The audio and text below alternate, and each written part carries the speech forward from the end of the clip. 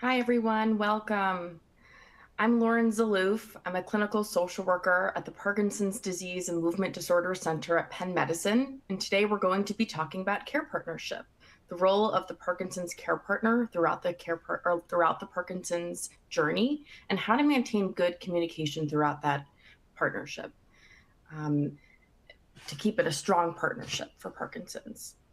I recently co-authored a guide with the Michael J. Fox Foundation on care partnership, and I'll be sharing more about how to access that guide later in the webinar.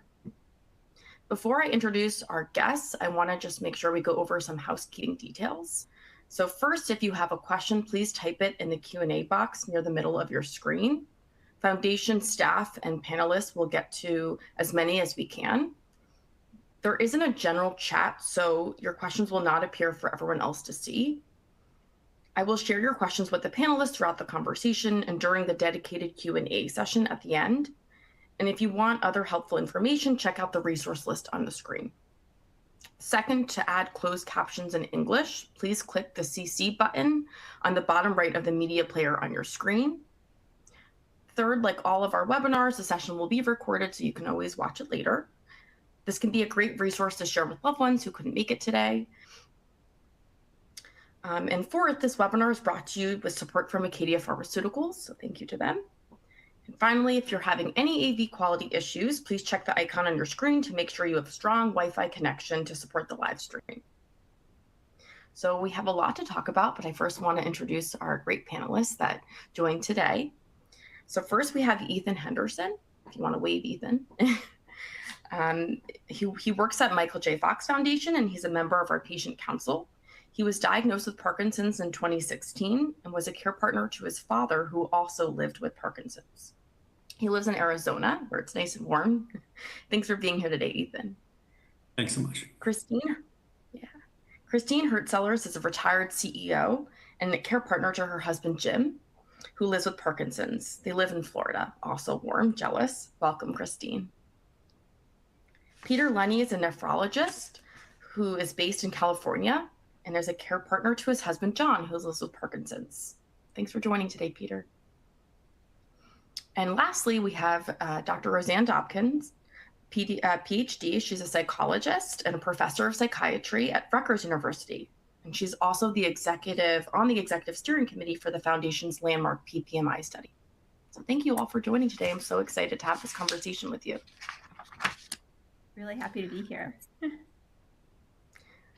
So we'll start today in the conversation about what makes a Parkinson's care partner, what is unique to this care partner journey.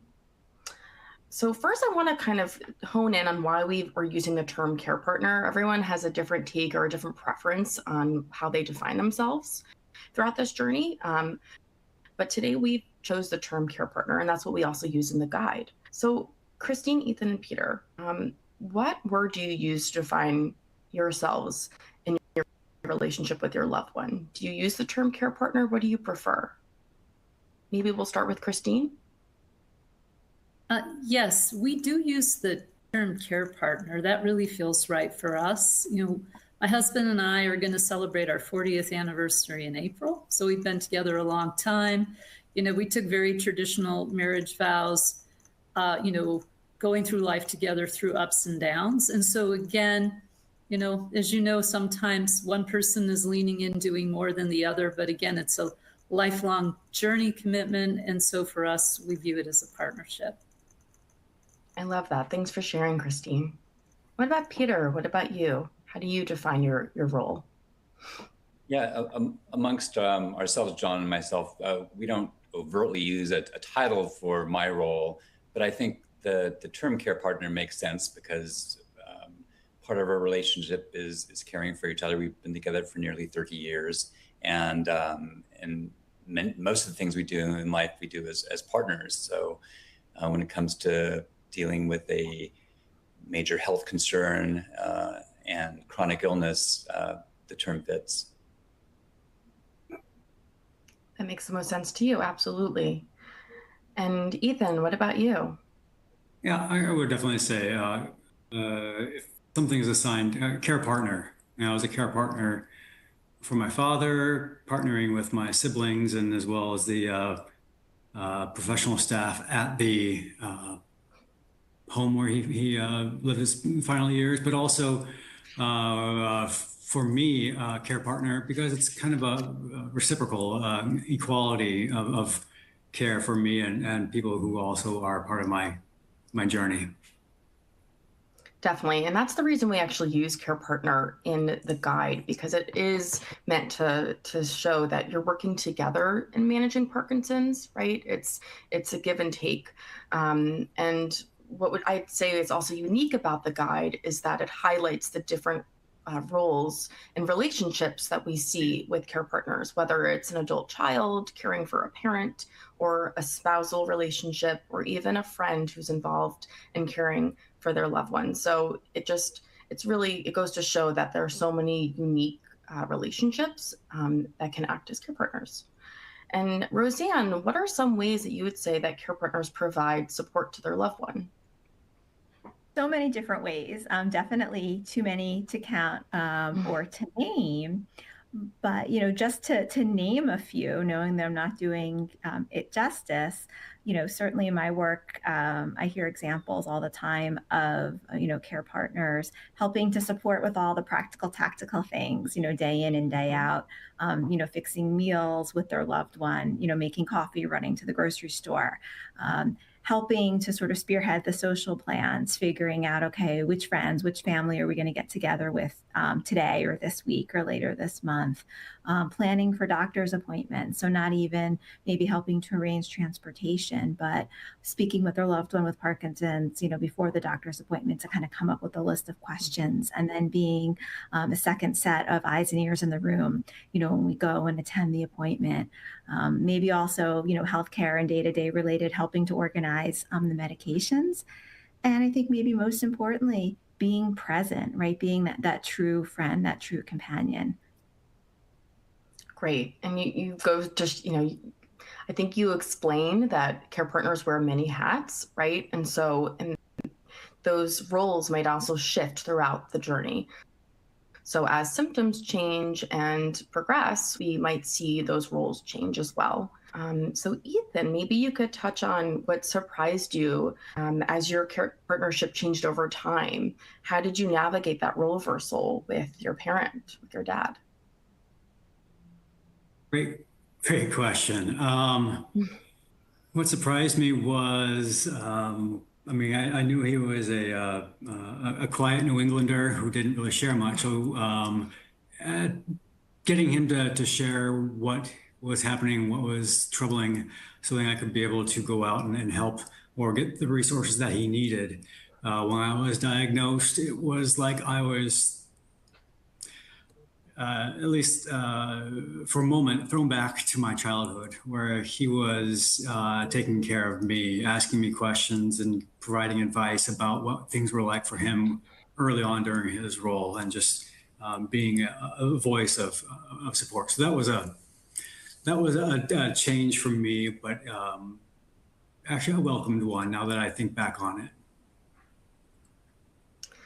Yeah, that's a really good point, that you might feel like the parent, even though, this is the parent that raised you, right? So it's kind of entering this weird new space that you haven't maybe been in before. So a lot of unknown territory. Yeah. So Christine and Peter, maybe you could share how your kind of responsibilities in the household changed over time, as a care partner to your loved ones, and how that shifted. I don't know if Peter if you want to go first. Sure. With after John's diagnosis and sort of going through our stages of grasping with that reality and that future, I've really allowed John, or not allowed, that's probably the wrong term, but I've given him space to have autonomy with regards to how much he needs to have help and support from me, and he's pretty independent person to begin with. However, over time too, I've taken on a few more responsibilities in the house, maybe a little more driving, more of the cooking. But in general, like the term care partner, we are a partnership and kind of try to divide things more or less evenly. That's great. You're a team, right? Yeah. So you divide and conquer. Yeah. What about you, Christine? I would say, earlier in our marriage, I used to work full time and traveled quite a bit. So my husband, we have 5 kids, or grown now, 5 sons, and he did a lot with, the relationship with the children, when I was traveling, as well as managing all of the things that go on with the house. And now Mm-hmm. with his Parkinson's, he has some challenges with executive function. And so, scheduling repairs, doing paperwork, things like that have become more anxiety producing or overwhelming for him. So I would say the biggest change for us is really, I've stepped in and taken over just a lot of the organization, that's needed. That's great. And sometimes it's hard to decide when to step in, right? And it involves good communication, right? To be able to say it's time, Christine, I need your help with this, or for you to be able to say, I think it would be helpful if I got involved, just so that it wasn't so stressful for you to do all the scheduling, right? Mm-hmm. Which we'll talk more about. And Roseanne, can you speak to how Parkinson's changes people's relationships from your professional experience? Yeah, no, absolutely. I mean, it can change and impact relationships in so many ways. And, I think we've already heard, from my co-panelists, this afternoon, that, roles and responsibilities in the relationship change. People start wearing different hats and maybe taking some hats off and putting them, Mm-hmm. on the back shelf in the closet. There can also be some additional, communication changes and challenges that are associated, with many of the symptoms of Parkinson's disease, right? Voice can be lower. It can be difficult to always speak with intent, which can make some of that day-to-day exchange a little bit more challenging. And I think there's also, emotional change, right? An emotional impact. We all know, I know everybody on this panel knows, right? That Parkinson's is not just about physical symptoms, but, the overwhelming majority of people living with PD also experience a lot of emotional changes and challenges. We see higher rates of depression and anxiety and insomnia and fatigue, and all of those symptoms can also impact quality of life day to day for both the person living with PD as well as the care partner. And those emotional symptoms can impact not only, what couples and care partners and loved ones with PD are able to kind of plan and do throughout the day, but maybe also the timing, right, of those activities. Are we planning around medication schedule? Are we planning around on time? Are we problem solving around some of those physical challenges and limitations? So we can be as involved in our day-to-day in a meaningful way as we possibly can. I think, Roseanne, you're pointing out that it's both professionals that maybe can help with that problem solving, but it's also within the partnership, right? You know your loved ones best, so you can see whether they're kind of withdrawing or, not engaging as much in conversation. And, it's important as a care partner to really kind of be curious and ask what that's about. Are they having trouble because of the slow processing, like you're mentioning, or is it that, it's hard to kind of read the conversation? So there can be a lot of different reasons that someone could be kind of pulling away. And it's helpful to hear, I see Peter, you nodding like this. Yeah. Yeah. Well, great. So we've talked about it's important to maintain good communication, but what does that look like? How do we do that? Maybe Ethan, you could share, like, what is one technique that you used or have been using to help you both feel heard and understood with your dad that you've used?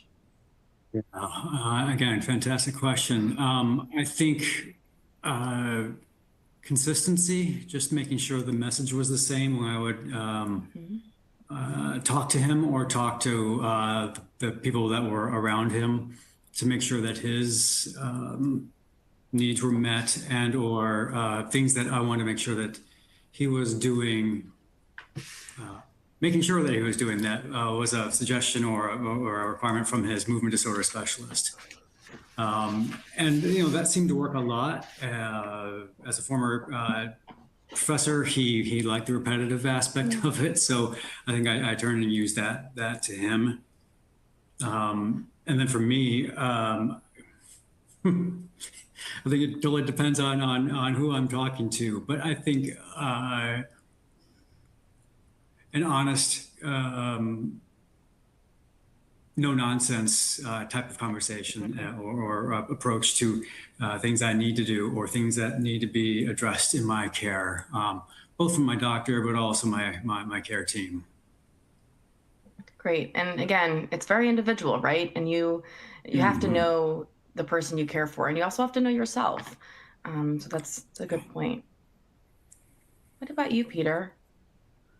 Yeah, as I mentioned earlier, sort of John sort of kind of runs his own narrative and is very autonomous, but I'm there as a sounding board. And if it's been a while, or I noticed a few things that seem to be off, or some struggles he's having, I'll kind of do a check-in. But I try not to micromanage, and I sort of allow him to kind of take the lead on it. I know you emphasized before him asserting his autonomy is really important, that he still feels like he has a voice. So I think that's really great you do that. And Christine, is there a technique that you've used to help you with good communication with Jim?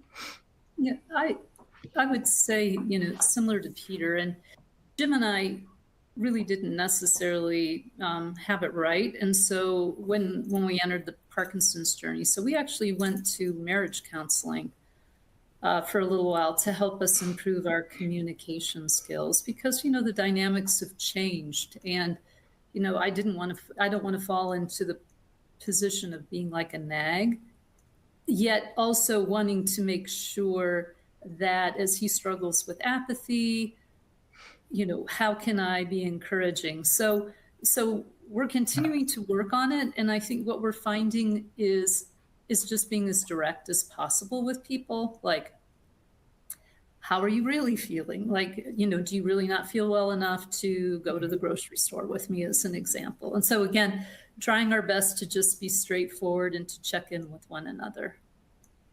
That's great. And, good communication is a practice, right? So it's going to take many conversations to get a sense like what works for you guys.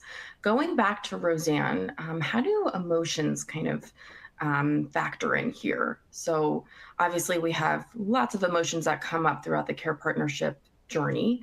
Kind of what's your take on how they factor in? So emotions factor in many different ways. And I want to just say, up front, that emotions are not the enemy, right? Emotions are really helpful. They are adaptive. They really kind of clue us in, to what's happening around us and to what's, important and to what we want to, sort of react or respond to, maybe in a more proactive or in a different way. But when emotions have more of a negative flavor, right? When we start to feel, I'm looking at the slide, when those negative emotions like guilt, or feeling overwhelmed, frustration, when those emotions set in, and this could be for the care partner, this could also be for the person living with PD, those negative feelings can impact our communication, can impact how we interact with our loved one day in and day out, what we're willing to do, what we're not willing to do. And can also really influence not only sort of the words that we choose and the messages that we're trying to express, but the packaging related to that messaging and that communication. If we're experiencing negative emotions, there's a pretty good chance that maybe the words that we're using when we speak to our loved one are not as kind and as compassionate as they could be. And that's great. And I will say that, we're all human, and it's important to have self-compassion because we all get overwhelmed. So I would say it's normal and to kind of forgive yourself for those moments. But it is true that when we're overwhelmed, it impacts how we communicate or how, what we say to our loved ones. And we might regret that, right? Again, having self-compassion is key. But But I don't know, Christine, would you be able to share how, when you feel a strong emotion like overwhelm, how that, impacts you as a care partner, or how you communicate with Jim? I don't know if you want to be vulnerable and share kind of what that's like for you. Certainly. And I would say sometimes with the overwhelmed nature comes a sense of guilt for how I show up in the relationship. Again, because it can feel really overwhelming because so much of what he did, he, as far as, helping in managing life, he's not able to do. And also, he doesn't feel good. And then also sometimes, and then also, for him, you said earlier, so much of PD really can be the things that you can't see. And he was always the most optimistic person in the world and very brave. He's a veteran. And now he has anxiety and sometimes depression. So all of those things can lead to me feeling overwhelmed and not showing up and maybe being snappy or saying, this is, the worst thing I ever said. Like, don't you remember you asked me that 5 times, which is a horrible thing to say. And so within that then becomes a little bit of guilt, trying to forgive myself at times and to be better. And then to the point of what do you do when you're overwhelmed? It's a personal decision, but I just try and get away and just have some me time and some space. And that really helps me recharge my batteries and then helps me, show up with Jim and just to be a better care partner overall. That's great, Christine. And that involves kind of being honest with yourself, right? Being able to check in with yourself about what you need, and then knowing how to ask for it. And also knowing your loved one, what he might need, and giving him that space. So I'm going to ask Peter, I don't know if you have thoughts on this or kind of what's running through your mind about Yeah, this. I mean, the emotions associated with our PD journey have sort of evolved over time from the initial diagnosis when John was 49 years old and kind of hit us out of nowhere, and went through the kind of the Elizabeth Kubler-Ross stages of grief, and then finally after going through those emotions, kind of being practical about what the next steps would be, and again focusing on John's autonomy. I didn't go to all of his appointments with him, but I went to key ones when he wanted me to go, or when there were major decisions to be made, such as when he embarked on proceeding with DBS, which is deep brain stimulation surgery, which required a lot of care partnering before and after that experience. Mm-hmm. And then I guess internally, I do have a little bit of guilt, kind of why John, why not me, and just thinking about the future and what a neurodegenerative disease entails in terms of what our futures will look like. So emotions can definitely shift and change as you go through this journey from the beginning, middle, and as you look into the future. It could bring up a lot of fear, I think, is what I'm also hearing is, not knowing what to expect and not knowing what's ahead. In my work with care partners and people with Parkinson's, I'm constantly encouraging people, if they're both feeling fearful, about what's going to come, and trying to come together and being able to talk together about those fears, so you don't feel so alone in thinking about the future. So I want to kind of touch on a exercise that's pointed out in the guide, which kind of can help you both, care partners and people with Parkinson's and your loved ones, being able to kind of reflect and connect and kind of check in with yourself on how your day is going, how your week is going. It helps to kind of improve communication. And that's the rose, thorn, and bud exercise. It can help to kind of check in with each other. I don't know if Roseanne, if you wanted to kind of share what that is. Sure. And you can kind of jump in if I leave out any Sure. important details. But I think sort of like the big picture takeaway, related to the technique is to kind of set aside some time and really talk about, a couple of different things, right? So kind of what's going well, like what are we really pleased about? What are we really happy about? Um, what are some challenges that we're currently feeling and experiencing? And maybe problem solving around those challenges, as well as sort of sharing perspectives about those challenges with your loved one. And then with challenge comes opportunity. So while there may be various challenges, is there an opportunity to maybe do something in a different way? To kind of share together, to grow and develop, to become closer in some way as a result of the challenge that we're going through together in this moment.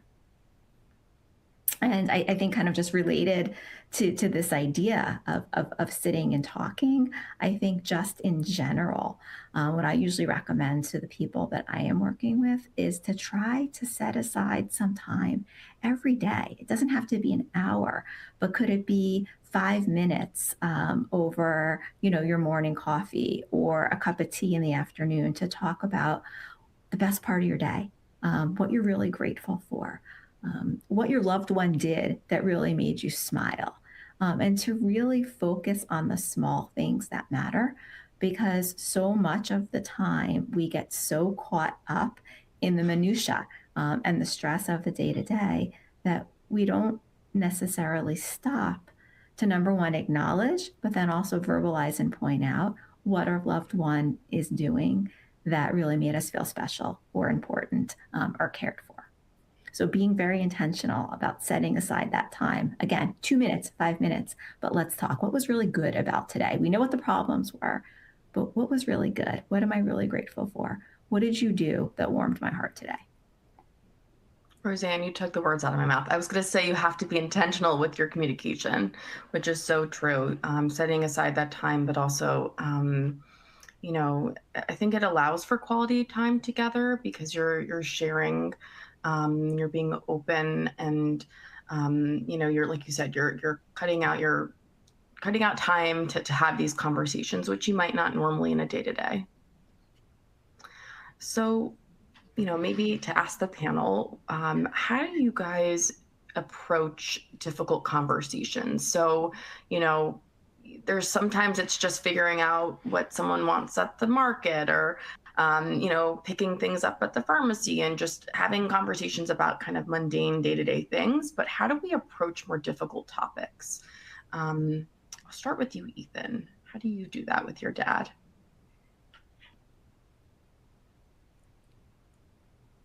That's, and I'm sorry for the silence, I know it's a because tough one. yeah, and that got me a little emotional. It's one where you're trying not to be being the parent, but being just a care partner in this, and making sure that I'm well prepared for every type of response that I was going to get, or that we were going to get, and ways that we could try to work around it or work with his limitations in either ability or wanting to do something. I'll admit, it was not always easy, and it was always something that you have to shift or pivot or lean in a little more or back off. There are times when you just need to do that just as much. So that was over preparedness on my part, is probably my short answer to that really important question. Great. It's a difficult thing because it's hard to know how to approach these things, and it's hard to also know when to step in, right? On what what are the areas that you step in? When do you kind of hold back? So maybe we can get into that too. What about you, Christine? How do you approach a difficult topic with Jim? Well, we've learned, number one, not to avoid them. through therapy and things, because then you can get frustrated. And so what we try and do is prepare in advance. So, just say one to the other, well, we, set aside a very specific time to talk about something.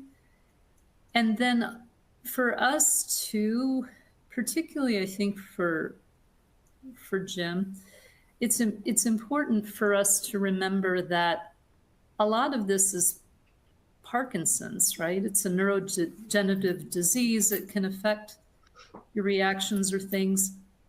So to not judge me or him to say, this is who you are now, because you're still the same person, but to recognize that things are going on that somewhat cannot be helped, and therefore grace and forgiveness and understanding is needed. And again, to avoid that feeling of judgment and guilt. That's very well said. What about you, Peter? How do you approach things with John? Yeah, I think somewhat similar to Christine. I like to be open-minded and present, and a sounding board. And I try not to be prescriptive about issues that I may recognize, but let John bring them up first, and then I'm more the sounding board or the responder to the situations. Mm-hmm.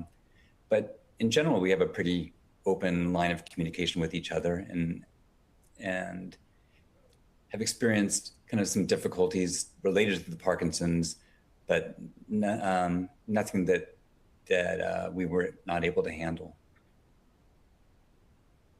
That's great. I'm glad that you've kind of figured out how to maintain, open lines of communication, that maybe you always feel comfortable being able to come to each other and talk pretty openly.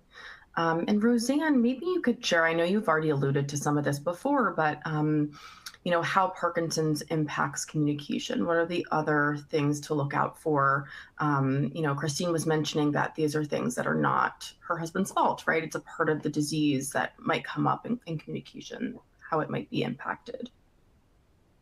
Yeah, no, I think that's so important, to remember that all of these changes and challenges that are unfolding, are part of the disease process, are part of the disease journey. It's nobody's fault.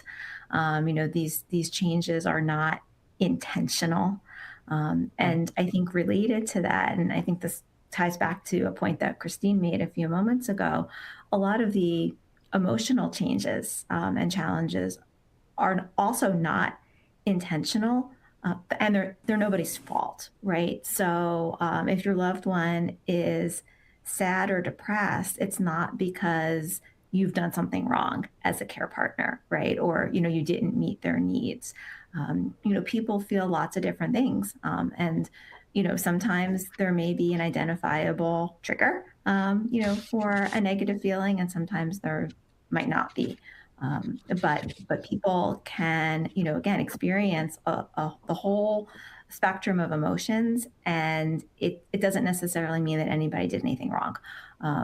In terms of, communication, certainly we know with Parkinson's, not only does movement slow down, right, but thought processes can slow down. And so if it's going to take a person living with PD a little bit longer, possibly to put their thoughts together, it's also going to take longer to maybe express those thoughts. And it does not mean that, your loved one doesn't want to speak with you or isn't fully paying attention. It's just going to take a little bit longer to first process and then respond. So I think that's part of it.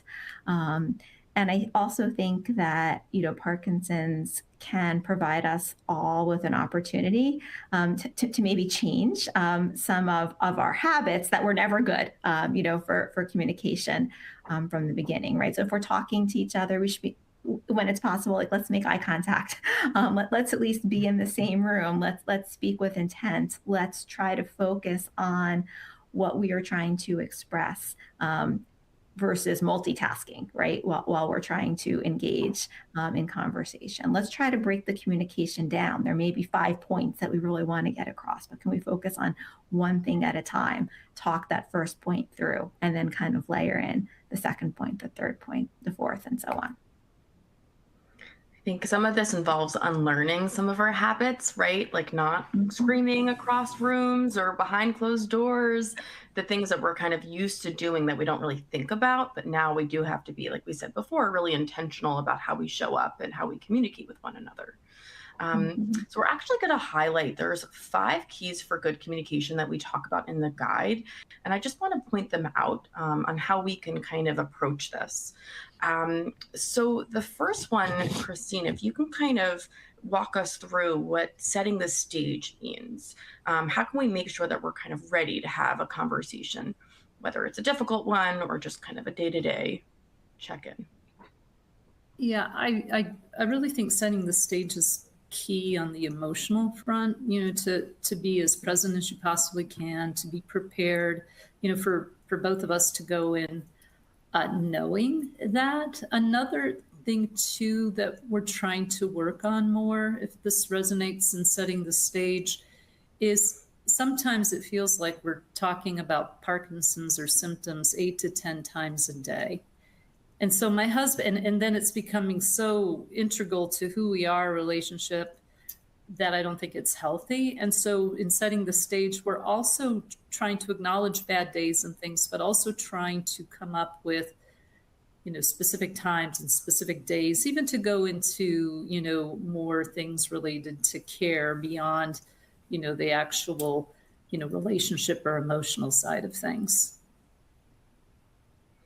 That's great. And sometimes you need what we call Parkinson's free zones, right? Where you can just kind of be yourselves, Parkinson's aside, because you had a whole life together before Parkinson's entered the picture. But so setting the stage, we want to make sure that we're kind of, there's not distractions. We know what we're, about to sit down and talk about. And again, I feel like we've used this term so much, but it's true, being intentional.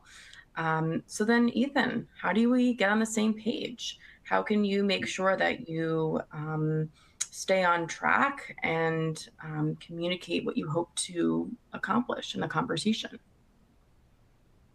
I will use my current situation to answer that one. And it's one Sure. where getting on the same page, where because of cognitive issues, I don't always remember what we're going to be talking about. I don't always remember what I'm supposed to be doing, or I don't remember things that I may have or may not have done. So we're trying to get there where we're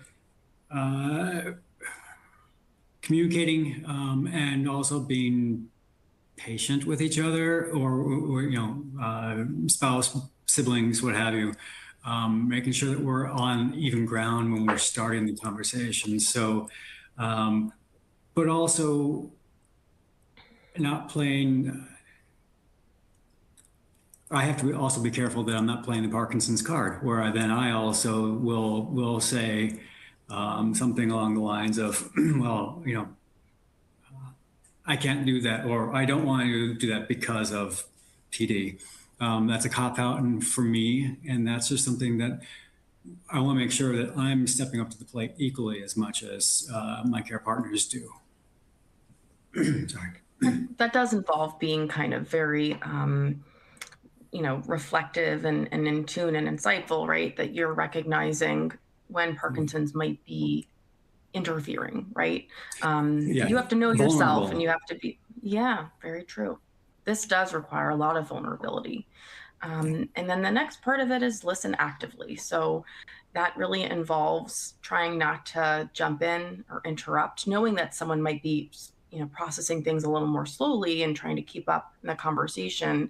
They don't want to lose their train of thought. So trying not to kind of jump in or interrupt. And unless you've agreed that that's something that, that you should do, maybe your loved one wants you to join in. This kind of every partnership is different.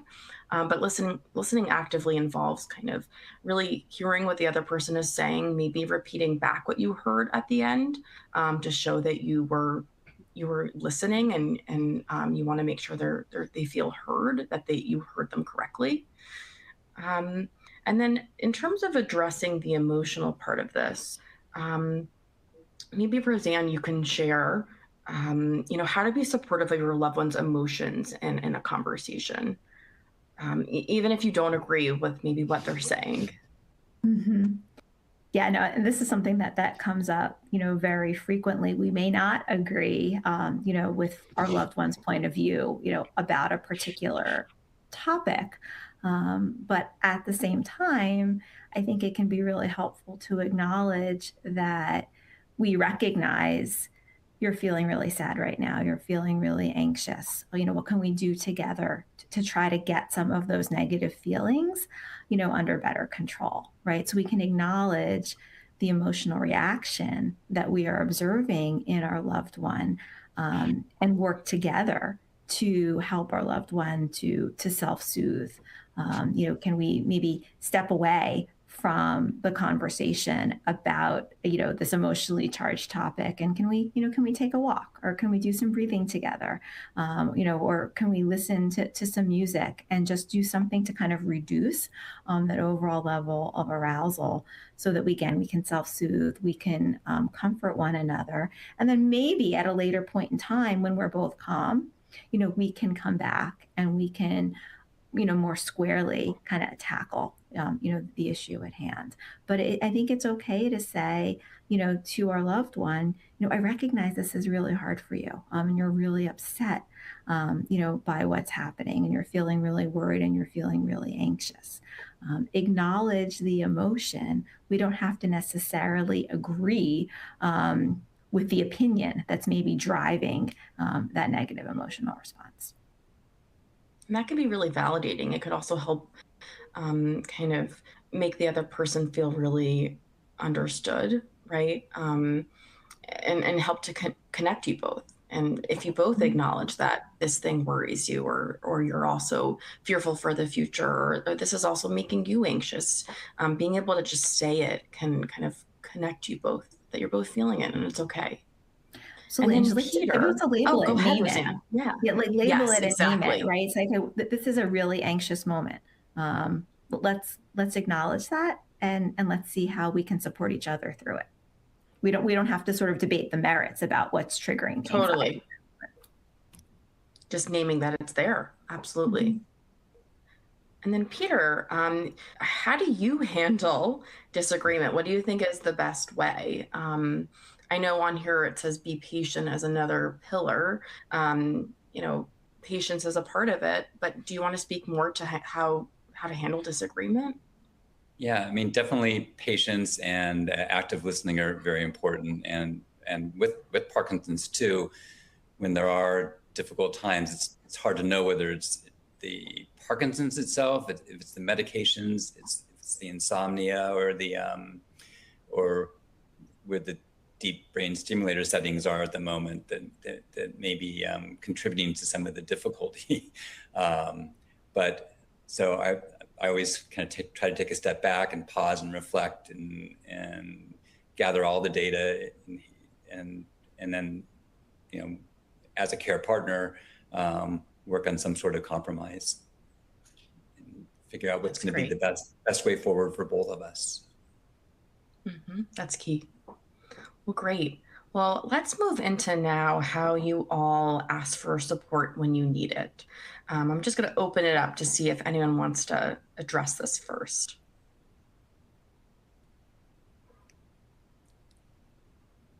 I guess I'll jump in since okay, great, for me, it's important to have, kind of like Christine was saying, a little bit of me time, and one of my strategies for mind clearing is just exercise. So, which is important for John too, and anyone with Parkinson's, is to keep active and exercise. But sometimes we do things together exercise-wise, but we also have things that we do separately, and that's sort of my me time or my escape or mind clearing activity. That's great. Anyone else? Yeah, I would say, I have adult children or people in your life, is ask for some help. And for me, that might look like hey, why don't you come visit us and watch, British mysteries with your dad, or take them out for brunch. And I find Jim, my husband, what we would call like masking or showing up and acting around our family, that he feels a lot better, or he is, than he really is. So sometimes it's hard for the kids to realize that they need to be leaning in a little bit more. And so that's why, I just overtly will say, hey, this is what I'm seeing, and this would really mean a lot to your dad if you would do this. That's great. That's also a way to kind of point out to your adult children how they can help as well, and can say something specifically what they can do. Ethan, do you, and this could be answered by anyone, but how do you, I guess, identify what you need help with? Like, will you say to people in your life, like, you're laughing, hey, I need help with X? Are you specific, or when people offer, do you not know what to say? I'm a product of my father. I'm not an easy person to ask for help. And I'm learning how to, and I'm also learning how to do it earlier on. And yes, the specific things, only because that's easier for me to say than ask than something general. That was one of my frustrations with my father, but that is also something I'm mirroring, and I know I also probably cause some frustration. But those specific things, I think you're absolutely right, Lauren, that are the important ways to be able to communicate and find support or find the help that I need. That's great. Peter, do you have anything to add to that? Like how to specifically ask your support system for help? Or even in general, is it difficult to ask for help? But I don't maybe directly ask for help, but sometimes kind of like what Christine was saying earlier about her husband, other people, family members and friends may not realize, because John sort of puts up a kind of a non-Parkinson's appearing front sometimes, and people, are just, oh, we're surprised, or they forget that he even has Parkinson's. So occasionally, I will need to remind folks about that. Mm-hmm. Roseanne, why do you think it's important for care partners to be able to ask for help or take care of themselves throughout this journey? Can you highlight that? Yeah, well, so I'm going to say for everybody, mental health is health.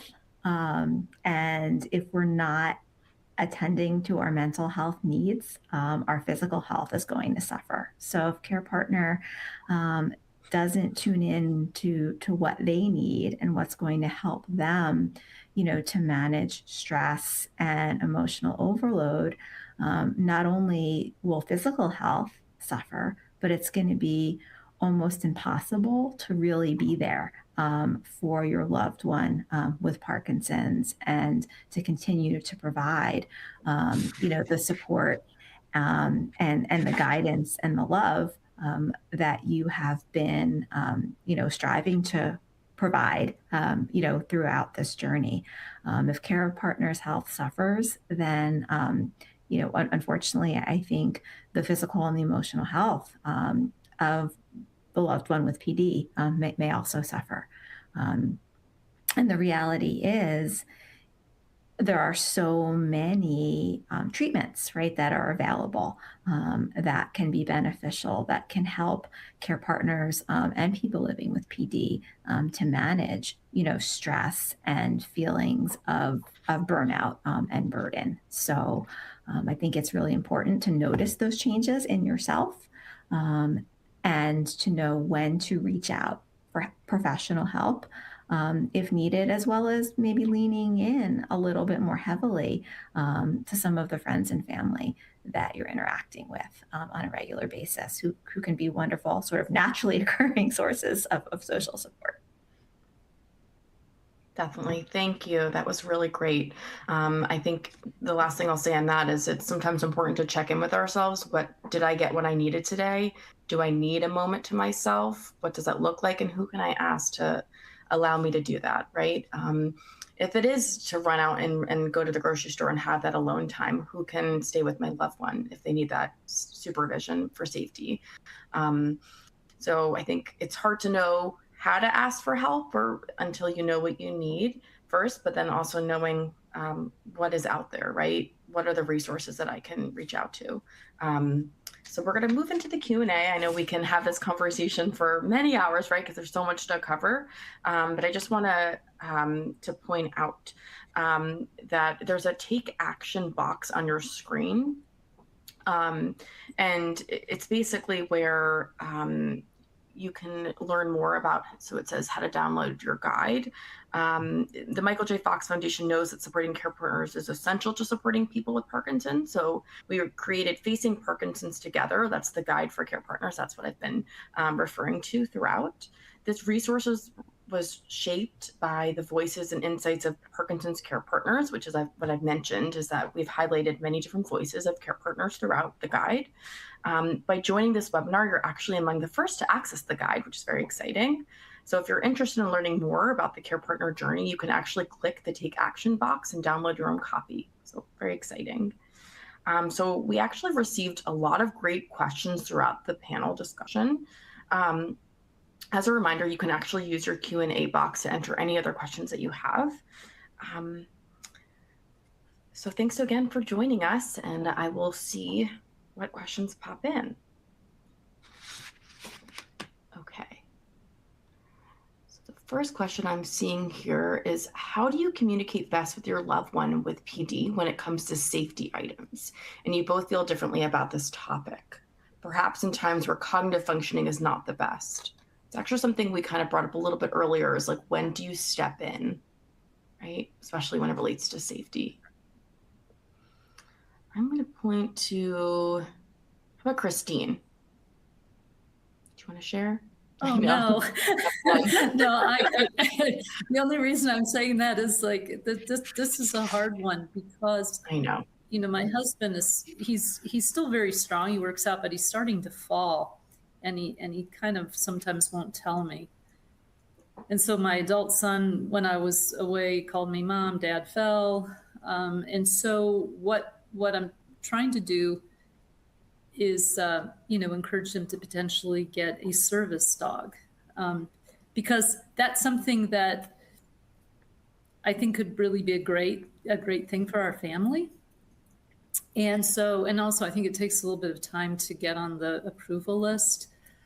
But the reason I'm just saying, oh no, I mean, it's just hard, right? When your partner is losing independence in a certain, they want to, I think, oftentimes, not admit that sometimes safety issues are more probable or top of mind than they really are. So again, I'd love to hear other people's answers for help. And it might be kind of what Roseanne pointed out before, with just validating that they might be feeling the loss of independence, that exists, and being able to name that first before addressing how to keep them safe. I don't know, Roseanne, if you want to, not to steal your thunder, but if you wanted to add to that.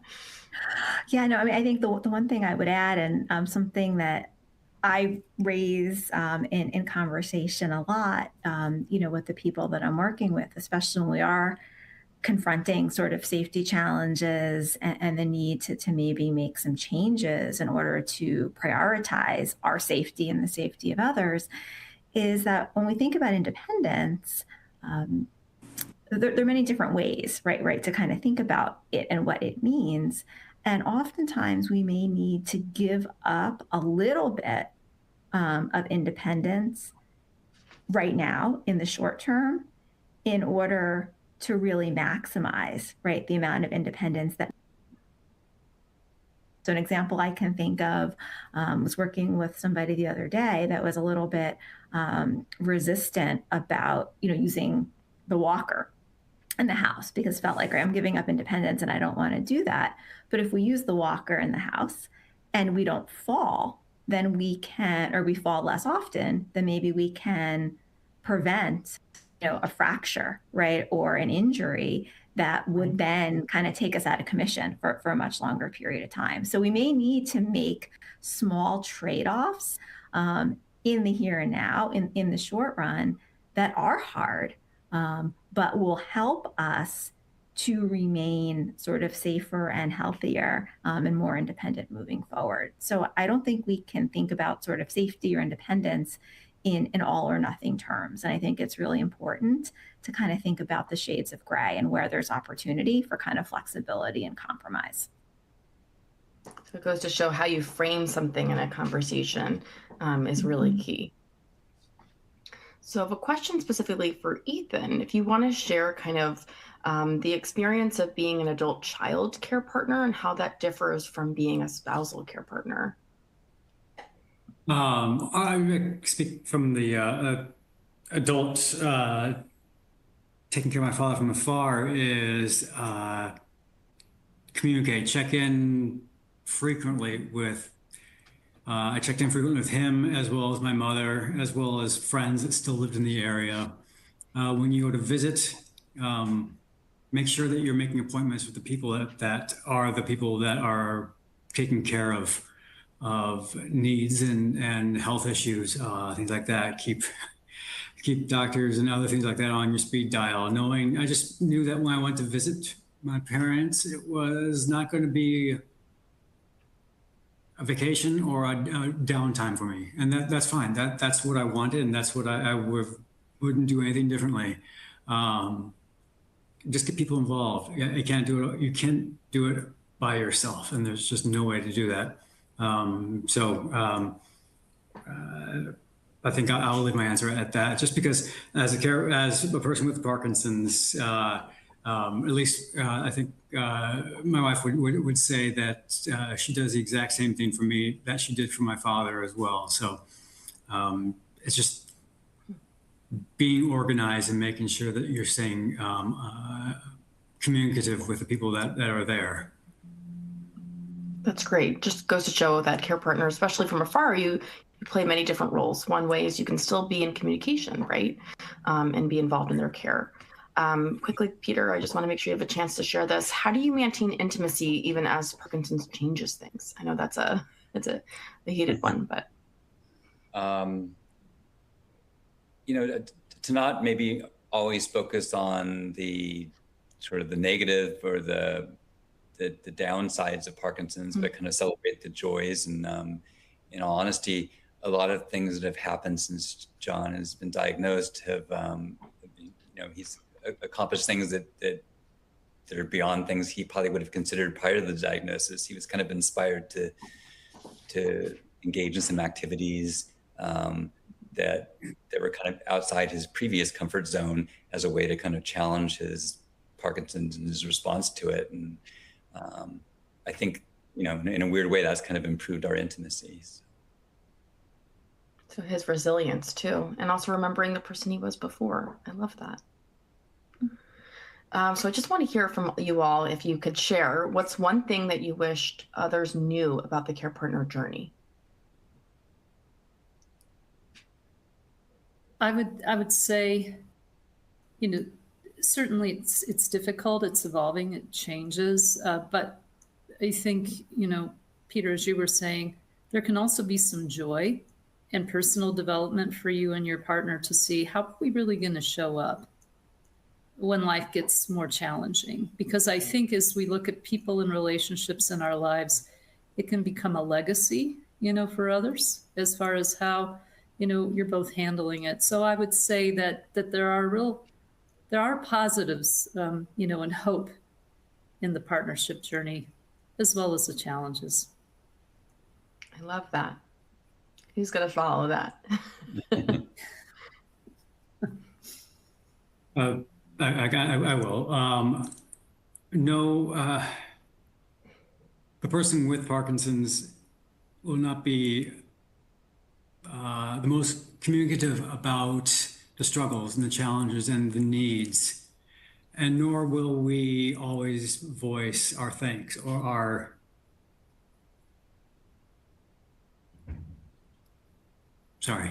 our gratitude towards people that help us. but know that we really are. And we won't always voice it, but after it's all said and done, we're extraordinarily grateful for that care. I appreciate your vulnerability, Ethan. Thanks. It takes a lot of courage to be here. Peter, want to go next? I guess just being flexible, because things can change day to day, and whether it's from symptoms or from the treatment thereof. So that flexibility and the, being able to pivot and change directions or change plans if needed, based on what's happening at the time. Definitely. Pivoting is key. Roseanne, any last thoughts? I think we need to all remind ourselves about how important it is to have like realistic expectations, not only of ourselves, right, but of our loved ones. And one of my other, favorite sayings is that we're all, perfectly imperfect human beings trying to have meaningful relationships with other perfectly imperfect human beings. And we're doing the best we can, and we're doing way more than we all give ourselves credit for. It's a great way to end. Thank you, everyone. Thanks so much for joining us and for taking part in this great conversation. And thanks to all the care partners on the screen, and Roseanne for showing up and being part of the conversation. Thank you. Thank you.